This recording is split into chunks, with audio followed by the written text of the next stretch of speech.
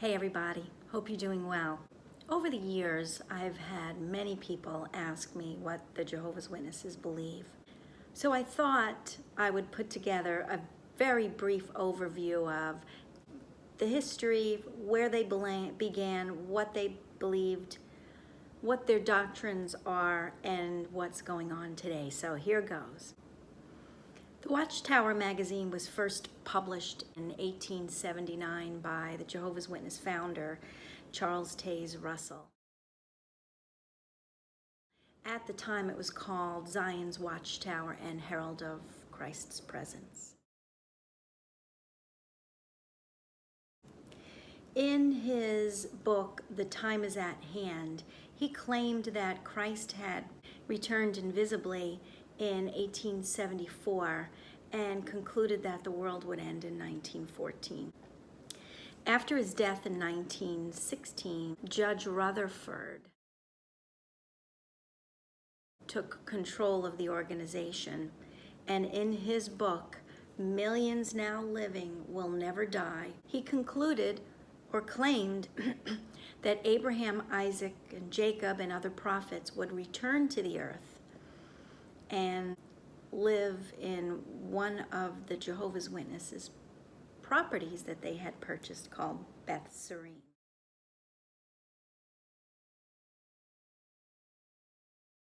He had concluded that they would return to earth in 1925. Years later, they had alluded to the fact that the world would end in 1975. That's the period of time I lived through. I remember what the publications stated and how the Jehovah's Witnesses were acting and how they were basically encouraged to put as many hours in the field service, placing magazines and books and recruiting new members as they possibly could. That was yet another failed prediction. At this time, they also had stated that Christ had already returned invisibly in 1914, and that the generation that was born at around 1900, who were old enough to understand what had occurred in 1914, that generation of 1900 would not pass away before the end of the world would come.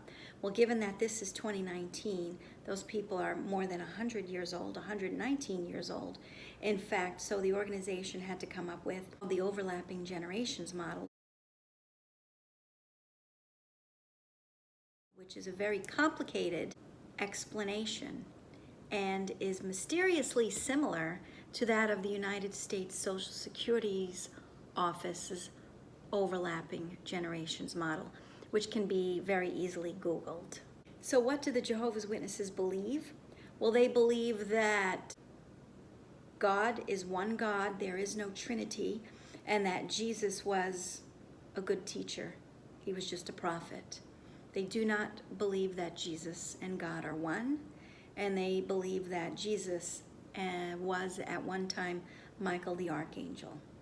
They believe that Jesus died on a pole or a torture stake. They believe that the Holy Spirit is God's active force, kind of similar to electricity, and is not a person.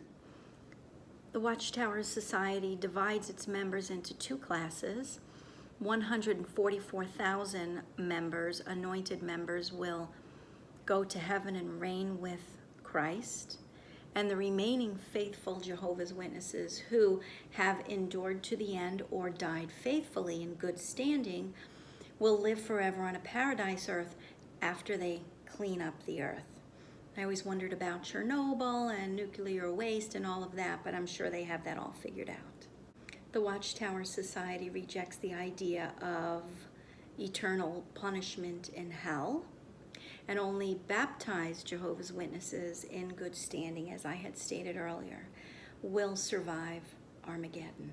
Every baptized Jehovah's Witness is fully committed to the organization. If they choose to get out or try to get out or question the beliefs and teachings of the organization, they are facing being shunned. I chose to get out in 1989, and I have been shunned by my family and friends ever since. The Jehovah's Witness publishers are told to obey the elders, even if it doesn't seem right. They're told to be courageous and brave in the face of impending persecution. They're taught that Armageddon is imminent and that Jehovah's Witnesses will be persecuted at Armageddon because they are the only true religion on earth. The organization is run by 8 members, and these members have stated in their publications that they are not inspired by God. Recent developments: the Australian Royal Commission.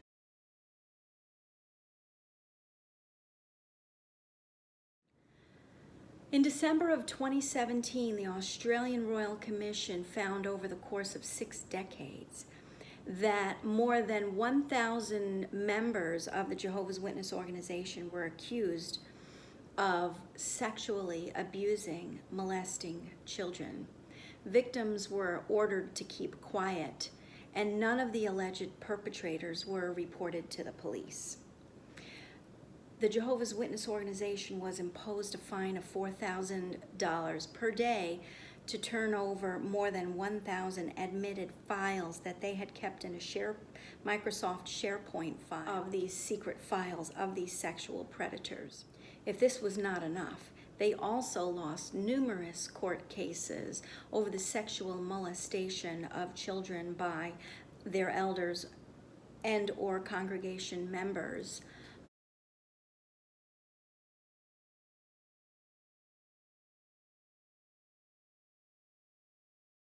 One of which was $35 million in Montana.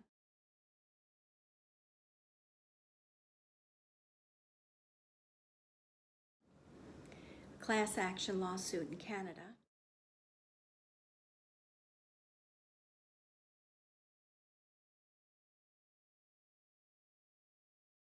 And lastly, in August of 2019, multiple civil lawsuits were filed in New York against the 8 governing body members, naming them as co-defendants. And that's the Jehovah's Witness organization in a nutshell.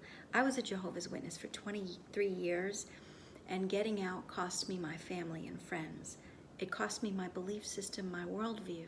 There's hope for the Jehovah's Witness looking to get out. There's hope for the ex-Jehovah's Witness. Please keep them all in your prayers. Have a great day.